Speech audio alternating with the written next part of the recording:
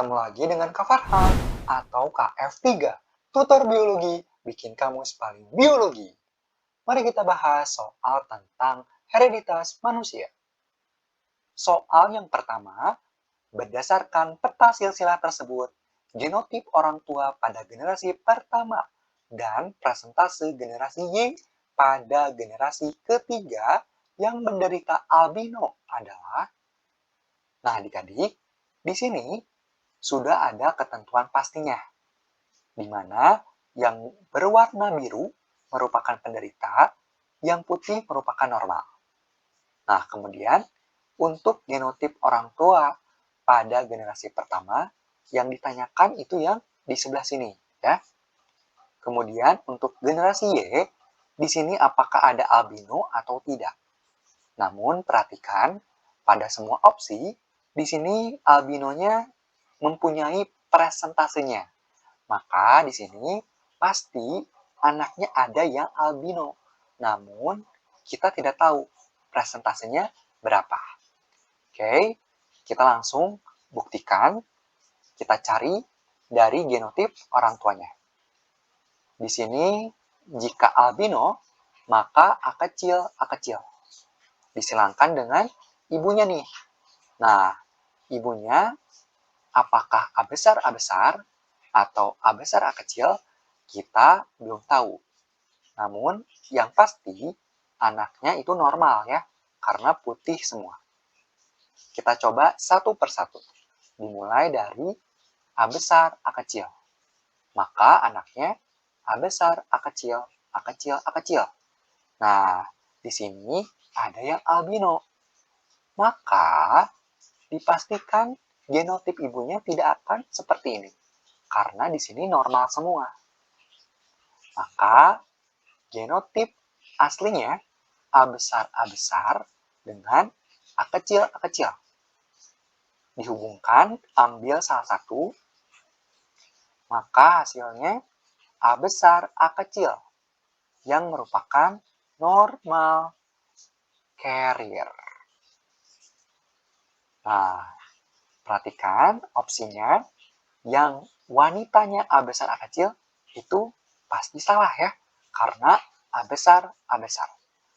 Salah. Kemudian laki-lakinya A kecil.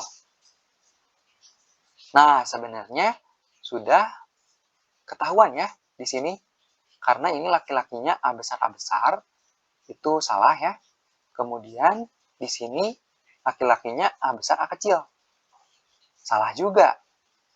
B ya.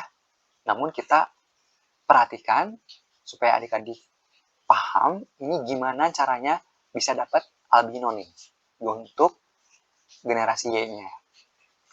Nah, kemudian kan di sini udah didapatkan A besar A kecil.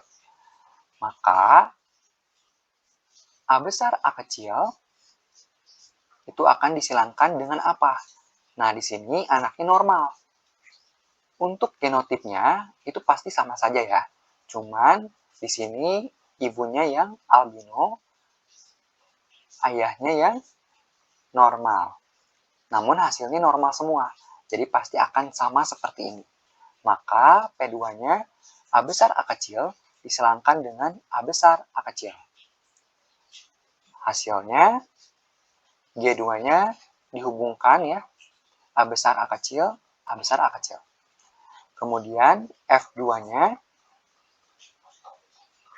A besar A besar A kecil, kemudian A besar A kecil, A kecil. Nah, ini semua normal ya. Normal, ada yang normal seutuhnya, ada yang carrier ya normalnya. Nah, di sini ada albino. Albinonya ada 1 ya. Maka 1/4 itu 25%. Maka tepat ya yang B. Kita lanjutkan ke nomor 2. Persilangan yang akan menghasilkan keturunan anak perempuan carrier dan anak laki-laki buta warna adalah persilangan yang terdapat pada angka. Nah, adik-adik, kita buktikan dari genotip yang ada di sini, mana yang akan menghasilkan perempuan carrier dan anak laki-laki buta warna. Dimulai dari yang pertama, XCB kecil disilangkan dengan XCB besar Y. Karena homozigot, maka diambil salah satunya. XCB kecil, XCB besar Y. Disilangkan, anaknya XCB besar, XCB kecil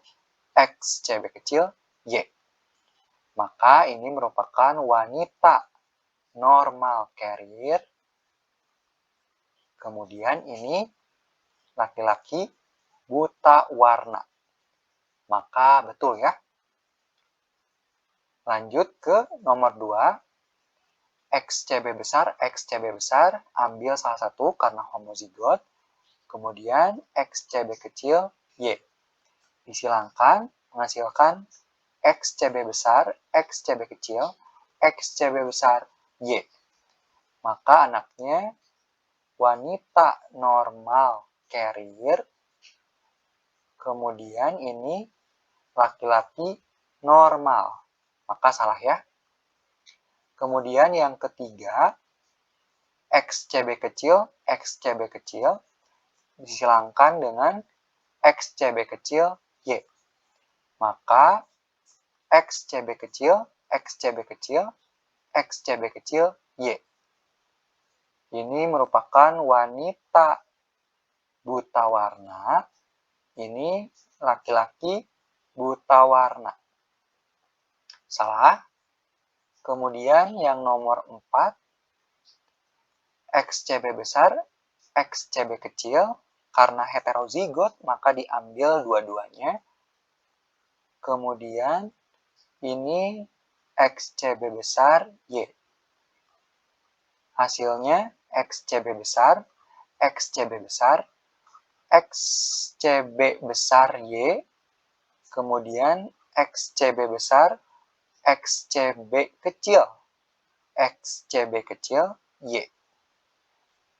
Ini merupakan wanita normal. Ini laki-laki normal.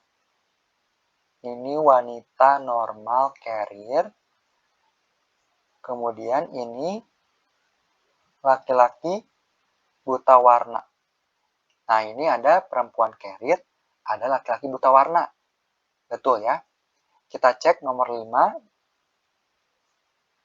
XCB besar diambil salah satu karena homozigot. Kemudian XCB besar Y. Dihubungkan XCB besar Y. Maka ini besar semua. Wanita normal. Yang ini laki-laki normal. Nah, salah ya. Maka 1 dan 4. Opsi C. Kita lanjutkan ke nomor 3. Perhatikan peta silsilah penderita hemofilia berikut. Bagaimanakah genotip orang pada nomor 1, 2, dan 6? Nah, adik-adik, perlu diketahui simbol-simbol yang ada di sini itu maknanya seperti apa. Dimulai dari jika ada persegi atau lingkaran yang masing-masingnya berwarna putih, maka ini menandakan baik laki-lakinya ataupun perempuannya itu bersifat normal. Kemudian, jika ada lingkaran, di dalamnya ada titik hitam, maka menandakan wanita normal carrier. Jika ada persegi atau lingkaran, di dalamnya ada garis-garis, maka ini yang perlu diselidiki. Kemudian, jika ada persegi atau lingkaran, yang mana di dalamnya full hitam,